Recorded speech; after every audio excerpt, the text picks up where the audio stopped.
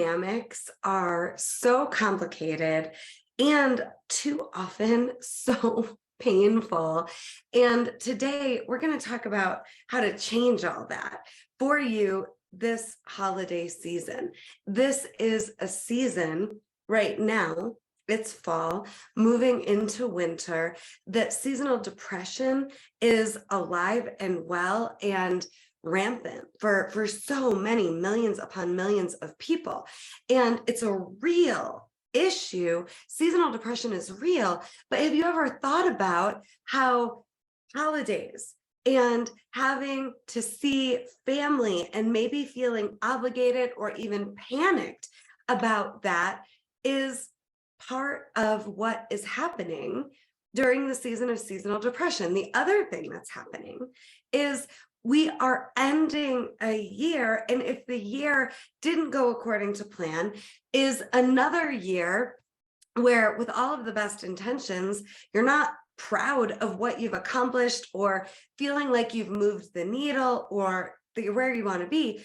Also, this is a season where reflection, of course, is happening. There's this much time left in the year. We're heading into another year. Am I going to end the year not proud of myself again, beginning another year where I've been every other January? These are really emotional issues that are going on, and family dynamics, which is what we're talking about today, are directly correlated to your relationship with yourself.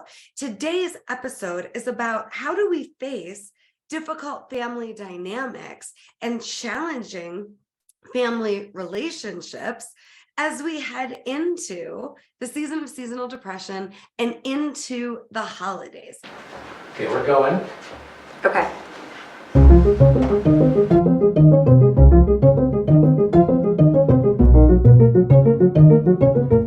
3, 2, 1, we're going.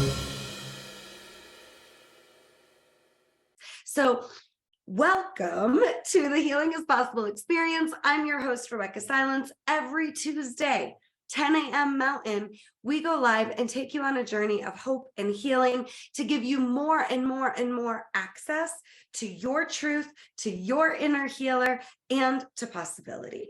There is so much that you can do within yourself and with your family members this holiday season that, I'm going to say a bold statement, could actually guarantee that you have a new, better, more connected, and more healed experience with these people you love. Family relationships are huge. Family relationships, to so many of us, they're everything. And it's easy to think, if we don't have the support of our family, or if we're not in the good space that we want to be in with our family members, then there's failure, then there's a threat, then there's shame.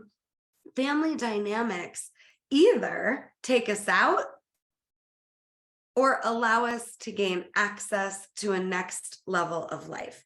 Either is possible. So how do we navigate this? And it is very real, and it's soul crushing for millions upon millions of people to head into this time of year not knowing how to navigate these relationships with people they love and they care about, and not knowing how to have a new, better experience for everyone involved, and not wanting more of the same. This is so common, and I don't think we talk about it enough. And I think it's a major underlining piece of what sparks and escalates the experience of seasonal depression. So we're going to take it on and we're going to talk about it today. And I'm so excited. My personal experience, I get often comments and feedback like, oh, it's easy for you, Rebecca. Okay, you've got this figured out. Well, whether you know me or not, here's what I'm going to say. It hasn't been easy. I remember the first 2 straight years where I was the coaching client with my coach. And by the way, to this day, I have my own phenomenal coach. Shout out to Stephen Lovegrove, America's Life Coach, my coach today. I haven't stopped practicing and pursuing my own coaching since I started. And I remember in the beginning when I was working with a coach, It was 2 straight years of tears. I'm not exaggerating. You can read my book, Coming Back to Life, to get more of an inside scoop into how it was, what happened, and how I got where I am today. It wasn't easy. I didn't get the easiest hand. I joke all the time, like I got the advanced class in this lifetime. And I just learned how to use trauma to my advantage, life to my advantage, and how to tap in to the me that I want to be, and how to feel how I want to feel in the face of anything and everything. And it wasn't easy, especially when it came to family dynamics. And I already had a master's in counseling. I already was a nationally board certified music therapist with, a minor in psychology, a double major in music therapy and vocal performance. I had worked at the State Psych Hospital here in Denver, Colorado for 6 months, living on the grounds of this facility as an intern, and just horrified by how unable people were and how little tools they had when it came to dealing with their emotions, their environment, and their family dynamics. And I remember, as much as I knew already, it wasn't enough. It wasn't enough to have me feeling that there was no threat when it came to my family and my family dynamics. And I just remember 2 straight years of tears. It was like the floodgates burst open, the dam had burst, and there was no stopping the flooding of emotions. There was so much grief. There was so much anger. There was so much fear. There was so much projection. There was so much self-protection and emotional survival going on with me that, without me meaning to, had me build walls around me, creating more disconnection with my family versus more connection, creating more of a barrier between my soul and the souls of my loved ones than I ever wanted or meant to happen. But it felt so scary and it felt so threatening. And I had just left a domestic violence marriage right prior to beginning work with my first coach. And I was leveled. Again, you can read more about this in Coming Back to Life. You can buy Coming Back to Life anywhere books are sold. You can check it out on RebeccaSilence.com as well. But the point is, for so many of you, even the thought of addressing or facing or getting honest with yourself about where family dynamics currently are, as opposed to where you would prefer them to be. What I want you to hear me say is addressing this within yourself, with a coach, with a therapist, with your support system. It won't make things worse. It's the only way that there's a chance that things can heal, evolve, transform, get better. You got to face it. So many people just push their family members away, and then they're having the same fights, the same patterns, the same breakdowns in their other relationships, because they're still fighting with ghosts, not the people in front of you, the ghosts of your family members that you haven't healed with impact all of your relationships. I kid you not, until they're healed. So this is actually, believe it or not, excellent news, because there is so much you can do. There is so much you can do. And I'm going to give you 5 ways and 5 things that you can start doing to approach family differently this minute, starting now, heading into the holidays. Whenever you're watching this, everything you learned today in this episode applies to any season of life. I'm just particularly interested in encouraging you to believe you can have a better experience of family this fall, this winter, this holiday season. And you're going to need to be different. You're going to need to be the one to do your inner work to have a different experience. So often we put it on our family that we need them to be different. We need them to change. We need them to X, Y, Z, and then we can be okay. But I want you to head into this season more than okay. fully relaxed into your power, knowing who you are, knowing what you want, knowing what's acceptable, knowing what's not, knowing what you're going to do with the unacceptable, and knowing you're okay no matter what. That is exactly what I want for you. And you might be thinking, yeah, right. Not with my family, Rebecca. Well, here's the thing. If I can do it with my family, you can do it with your family. And it isn't always going to end perfectly or the way you wanted it to. But what I want is for you to know that you showed up, that you had an open heart, that on your end, there were no walls, there were no withholds. Now, there might need to be boundaries, there might need to be hard conversations, and likely both are true. Boundaries, hard conversations, actually prerequisites to transforming and healing relationship. But we don't know how to do it, and we get afraid to make things worse, and or we get afraid to upset people, and we also don't want to let go of the stories, right, that they're the problem, or even that we are their problem. We blame others, we blame ourselves. It's a mess, and there's so much more available to you. All right, so the 5 ways I want you to consider approaching family dynamics that are complicated, difficult, and challenging, starting right now. Number 1, I'm going to call it fresh eyes. Have fresh eyes.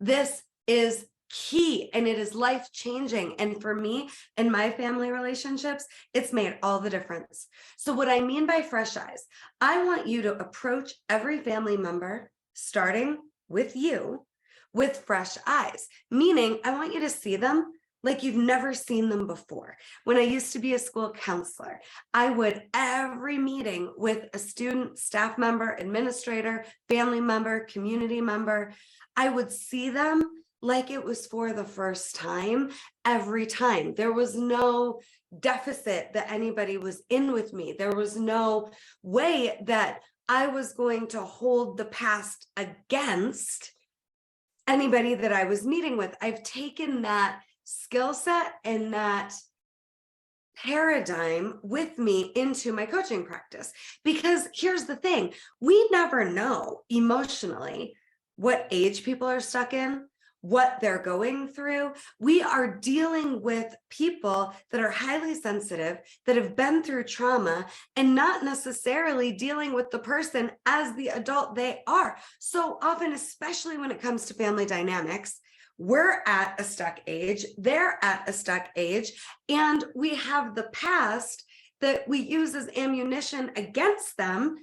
And from there's no goddamn way to win, no matter how hard you try, right?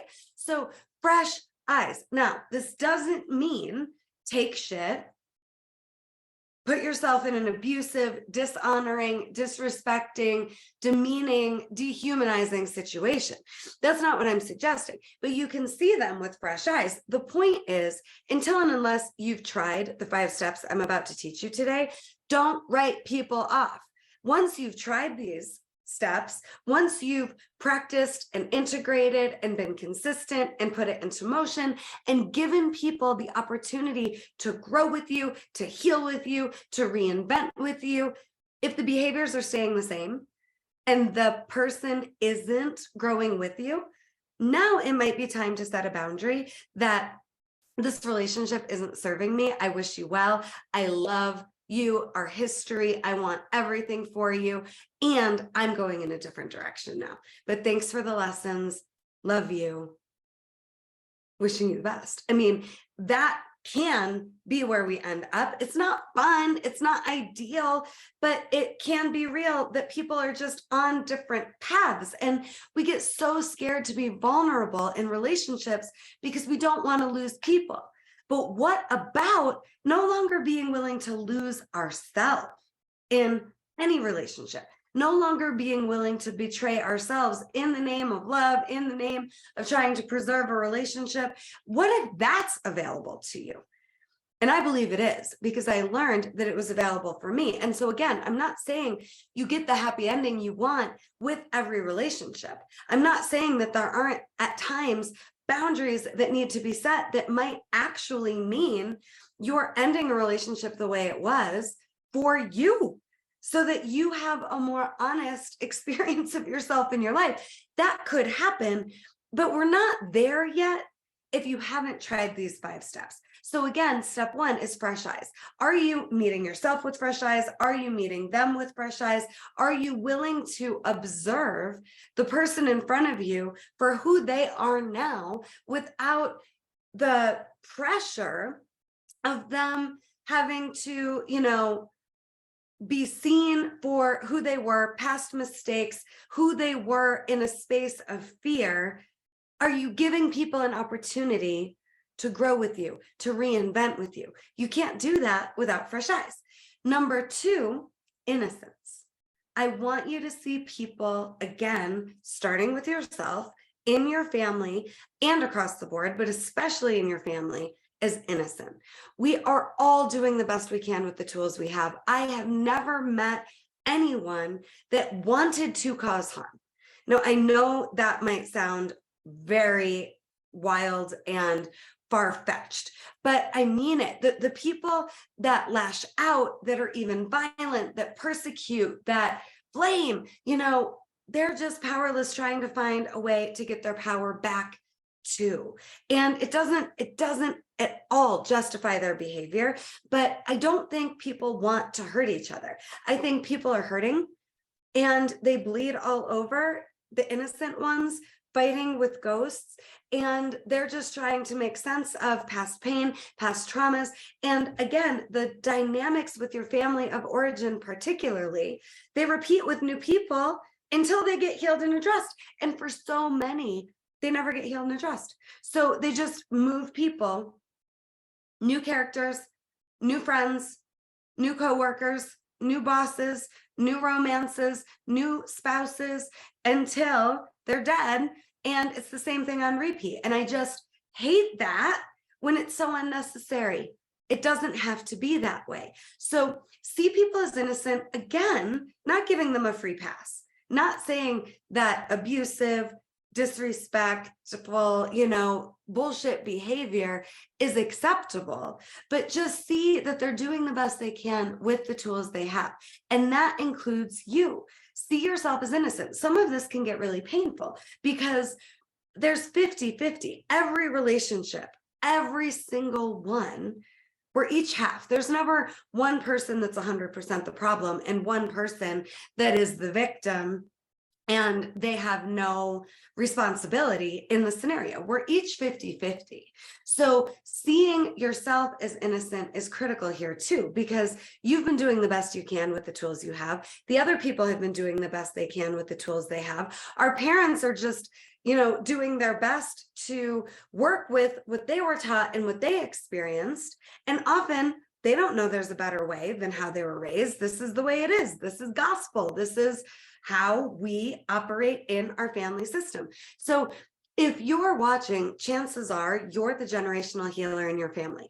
I tend to attract the people that are the generational healers in their family. I was that. And what I mean by that is I saw it could be better, but I was so little. I didn't have the words. I didn't have the skills. I didn't have a way to be taken seriously or to be listened to.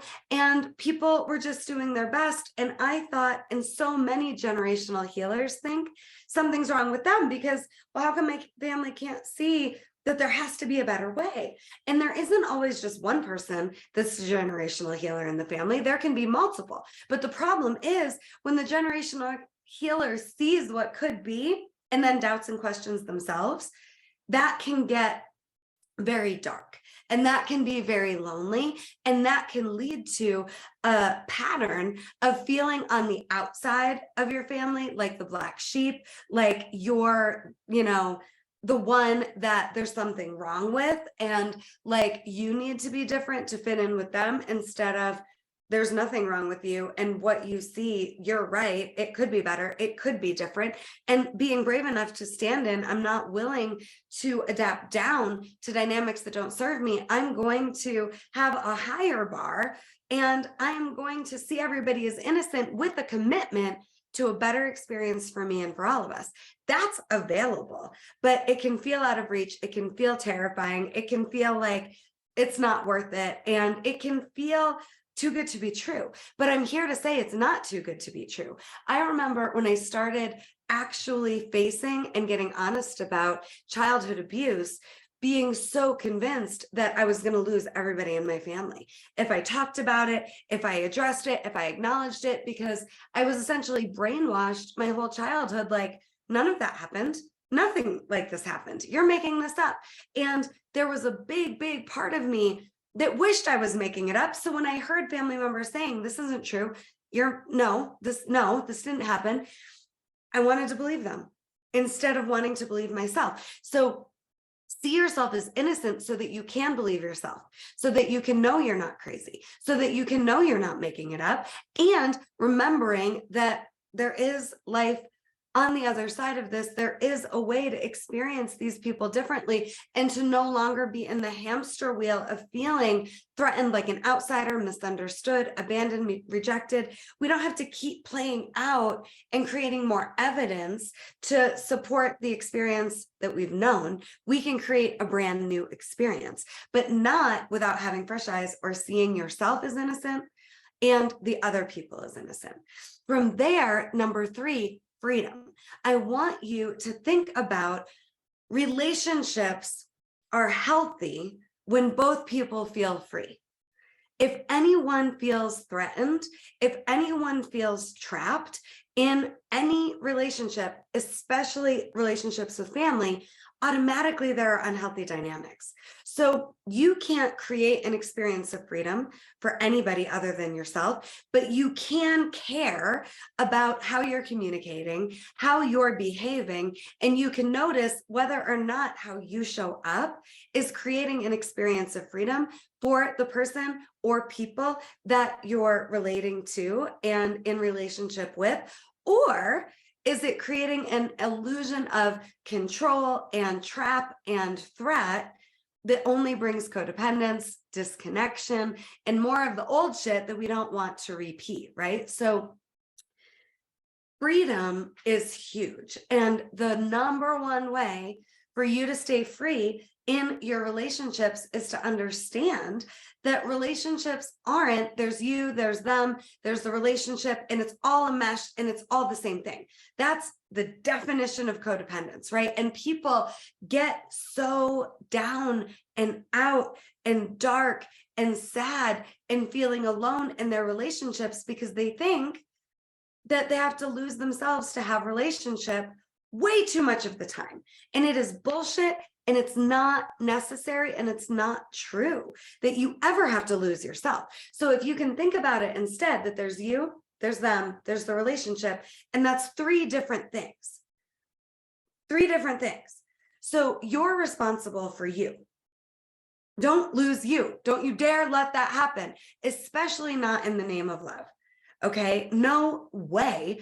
You, your life, your vision, your best life, no matter what's going on with your relationships with your family, that needs to stay a priority. Then they're responsible for their independent individual life. And when both people want each other to have independence while they nurture the relationship, we're getting somewhere. It's healthier. And then 50-50, we're responsible for the relationship, how it looks, where it is. And it's never one person that's the problem and the other person that's the victim. From there, when it comes to freedom, very simply, remember, you're never not at choice. It's so easy, especially with family dynamics, to think, I don't have a choice. For example, I have to do Thanksgiving this way. This is what we do. I couldn't possibly ask for it to be different or make a choice to participate differently because my family absolutely wouldn't be okay, would be upset, wouldn't support it, would potentially shun me, whatever it is that those fears are. You've got to understand you're still at choice. So if you agree to do the same old that sucks for you, you're choosing it. And the good news is you can make a different choice. Now, you're always free. to choose. You're always free to decide that you will have independence and your family relationships and all of your relationships, and that you're unwilling to lose you or betray yourself in the name of love ever again. You can decide that. That doesn't mean that people's reactions are always going to be what you would prefer, but that's not up to you. How they react, that's their healing, that's their journey, that's their work. Your job is, number 4, to be honest. But we've got to talk about this because Taylor Swift's lyric, cruelty in the name of honesty and all too well, is so real in so much communication, especially with family, in family dynamics. Okay. Honesty is about you telling your truth, you owning, this is how I'm feeling, this is what I'm wanting, this is what I'm needing, this is what's not working for me, and this is what would work instead. That's honesty. These are the five steps to honest communication with your family members this season and beyond that are game changing. Telling them what they did wrong, what they need to do different for you to be cool with them. That is not honesty. That's codependence. It's controlling. It's bullshit. It won't heal or connect you to anybody. It'll just connect you to suffering and disconnection, and your patterns will repeat, and you'll keep fighting with ghosts, and there's no progress. There's no way to move forward from there. So you talking about, okay, you're doing what you're doing, not necessarily, letting you off the hook if the behavior is toxic. However, you're not causing how I'm feeling. This is my past being reactivated, my patterns surfacing, so I get to lead as a more healed adult instead of having the inner child experience life the way always I have, right? So I'm going to be honest about how I'm feeling. I'm feeling disconnected. I'm feeling misunderstood. I'm feeling disrespected. I want to have a conversation with you so that we can get on the same page. I want to have Thanksgiving with you, and I don't want to do Thanksgiving the way we've always done it. I am definitely scared of your reaction to this, but I need to be honest with you so that we have an opportunity to do it different, so that I can at least ask for what I need. You get to talk self-responsibly and give, again, people an opportunity to work with and show up for you. And, the worst thing people can do, aside from withholding their truth in relationships, that's like the number one way to kill off relationship, right? Is to withhold your truth because maybe you don't think they can handle it. Maybe you're just too mad. Maybe you don't want to give them a chance because they hurt you so badly. Whatever it is, withholding doesn't work. But also what doesn't work is compromise, again, in the name of love. I'm going to agree to less than what I want, so we have this illusion of keeping the peace.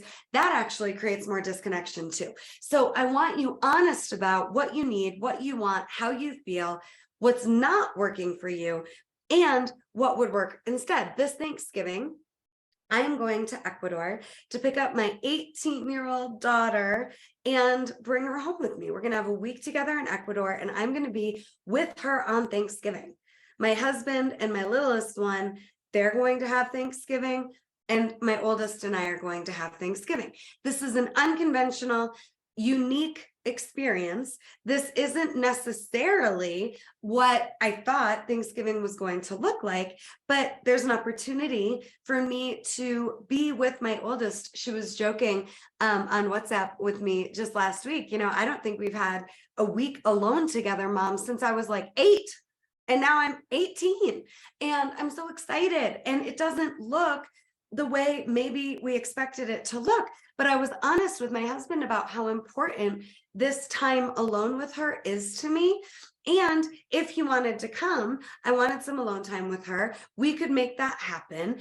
And everybody could take this trip, or I could go and he could stay home, and it just looks different this Thanksgiving. And we decided not to compromise, to be honest with each other until we had a win-win solution in place.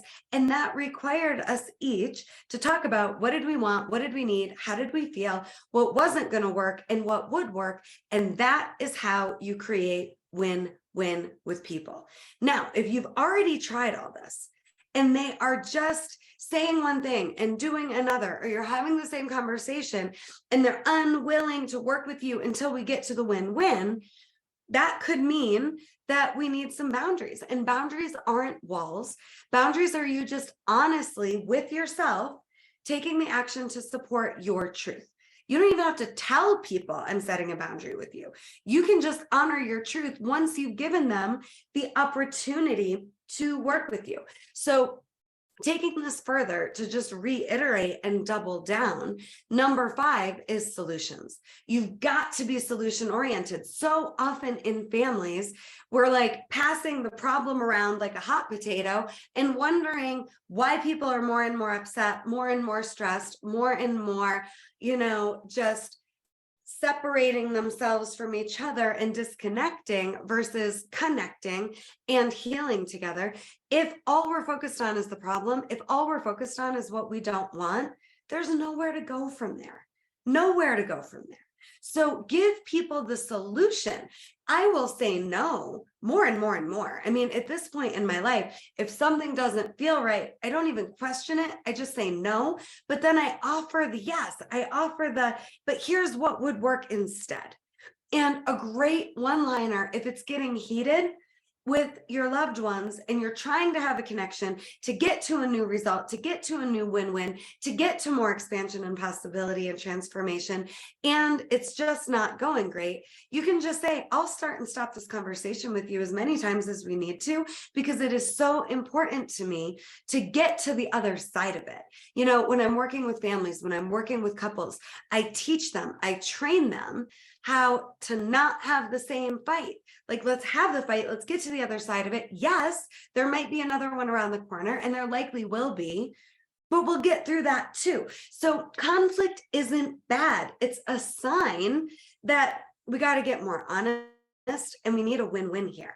That is all conflict is. So I don't want you to be afraid of conflict, and it doesn't have to be nasty, and it doesn't have to be all this drama. It's just, we're in uncharted waters. It's time to reinvent. It's time to create a solution that would work for both of us now, that's new, that brings us more freedom, that brings us more connection, that makes our relationship more honest and more solid.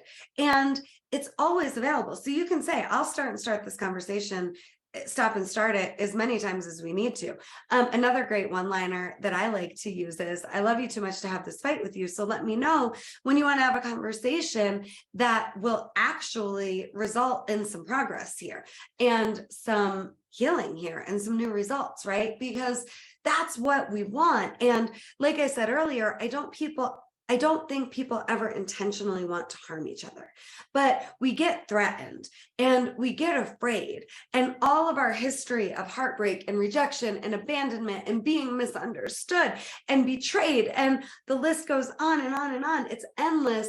We can project that that's what's going to happen again, and it becomes a self-fulfilling prophecy, versus we're willing to give people an opportunity to grow with us, to vulnerably be with us and hear us, for us to be with and hear them vulnerable and taking a risk. I just want you to hear the risk. It's always worth it. The solutions are always available. There are always solutions. There are always choices, and there is always healing that's possible with your loved ones. So please don't agree to what you know won't feel good to you. Risk being honest about what would work.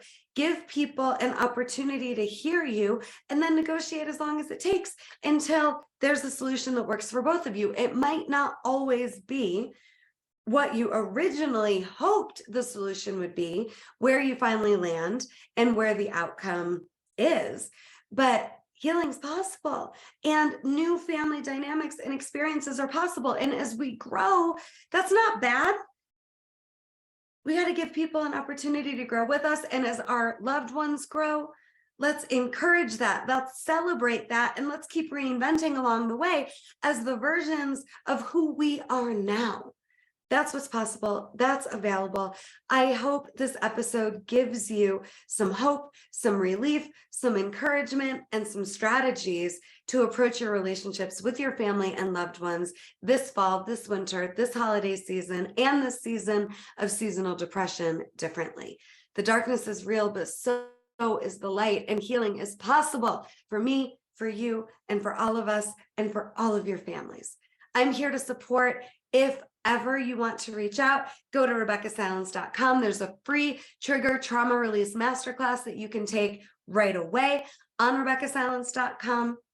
Thank you for tuning in to the Healing is Possible experience. This show is brought to you by my gorgeous team and RebeccaSilence.com, and we can't wait to see you soon. Enjoy your family. It's a possibility. Love you so much. Thank you for being here today.